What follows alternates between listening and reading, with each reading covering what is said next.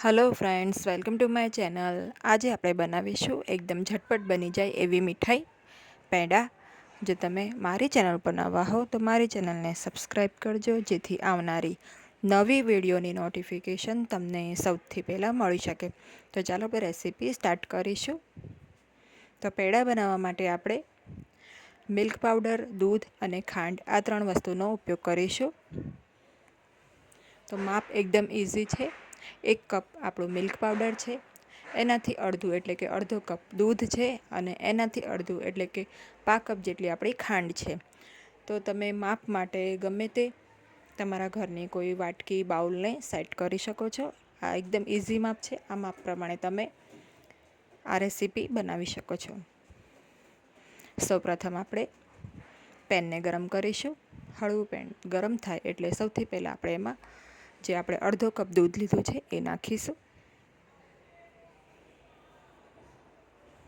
ગેસની ફ્લેમને આપણે મીડિયમ રાખીશું અને આ દૂધને થોડી વાર આપણે આ રીતે ગરમ થવા દઈશું। સાથે સાથે આપણે આમાં ખાંડ પણ એડ કરી દઈશું। તો અહીંયા મેં દૂધ કરતાં અડધી એટલે કે 1/4 કપ, 1/2 કપ જેટલી ખાંડ લીધી છે। તો આ માપથી એકદમ પરફેક્ટ મીઠાશવાળા આપણા પેંડા તૈયાર થાય છે, અને આ મીઠાઈ એકદમ ફટાફટ બની જાય છે। તો વધુ મહેનત કર્યા વગર એકદમ સરસ ઓછા સમયમાં, ઓછા ખર્ચમાં આ મીઠાઈ રેડી થઈ જાય છે।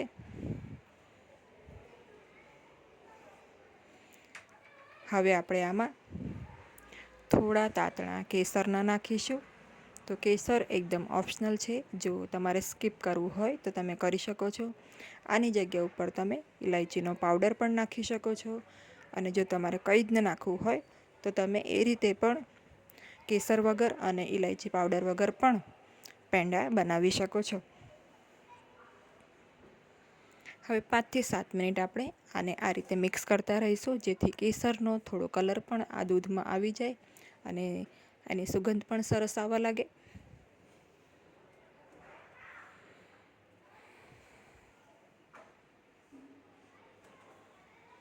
તો આ રીતે આપણે દૂધને થોડી વાર થવા દઈશું।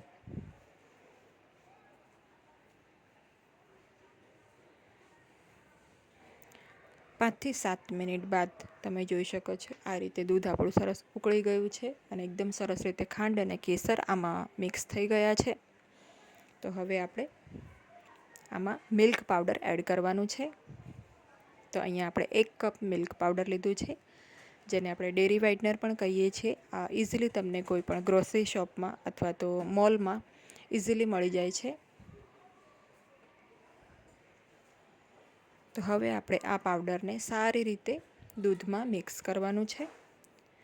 તો બિલકુલ ગાંઠા ના રહે એ રીતે આપણે આને મિક્સ કરતા જઈશું।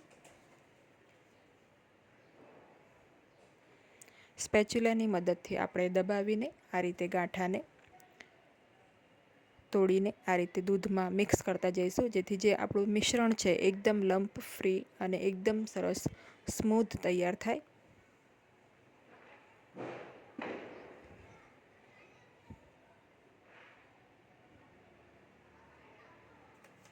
તો આ રીતે સતત આપણે હલાવતા રહેવાનું છે, જેથી મિશ્રણ નીચે ચોંટે પણ નહીં, એ વાતનું પણ આપણે ધ્યાન રાખીશું।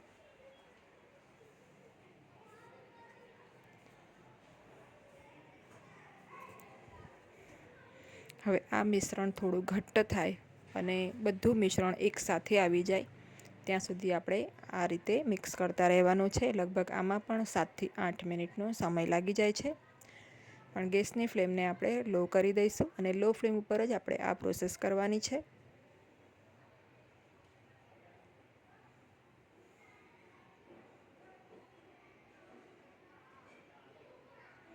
તો થોડી જ મિનિટોમાં તમે જોઈ શકો છો આપણું જે મિશ્રણ છે એકદમ આ રીતે એકસાથે આવવા લાગશે, એટલે કે પેન છોડવા લાગશે, અને બધું મિશ્રણ આ રીતે ભેગું થવા લાગશે।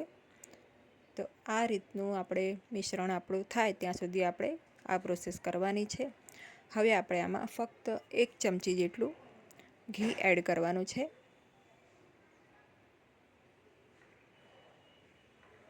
ઘી એડ કરીને આપણે સારી રીતે એને આ મિશ્રણમાં મિક્સ કરી લેવાનું છે, જેથી આપણું જે મિશ્રણ છે થોડું ચીકાશવાળું તૈયાર થઈ જાય.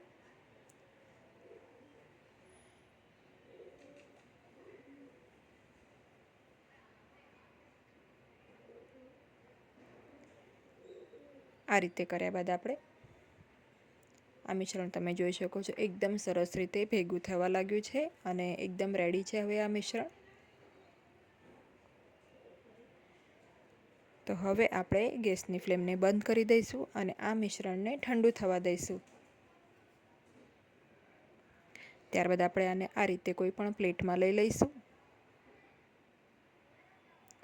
હવે આપણે આંગળીની મદદથી આ મિશ્રણને આ રીતે ભેગું કરતા જઈશું. તો હળવું પ્રેસ કરવાથી આ રીતે આનો ડો બની જશે.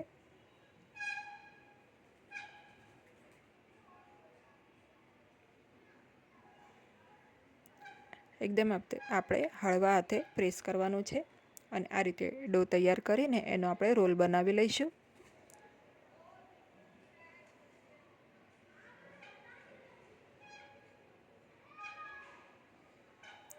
થોડું હળવા હાથે આપણે મસળીને આ પ્રોસેસ કરવાની છે. તો અહીંયા તમે જોઈ શકો છો આ રીતે મેં સરસ એક મોટો લાંબો રોલ તૈયાર કરી લીધો છે.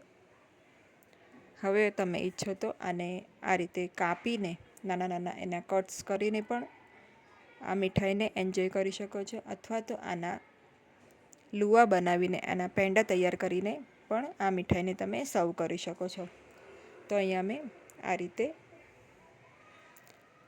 પેંડા તૈયાર કરી લીધા છે, તમે જોઈ શકો છો. તો આ મિશ્રણમાંથી મીડિયમ સાઇઝના લગભગ 10 નંગ પેંડા તૈયાર થઈ ગયા છે. તો રેડી છે એકદમ ઝટપટ બની જાય એવી સરસ સ્વાદિષ્ટ મીઠાઈ પેંડા, જે નાના મોટા સૌને ભાવે જ છે. તો આ દિવાળીએ આ રેસીપી બનાવવાનું ના ચૂકતા. જો તમને મારી રેસીપી ગમી હોય તો વિડીયોને લાઈક અને શેર કરજો અને મારી ચેનલને સબસ્ક્રાઈબ કરજો. Thanks for watching.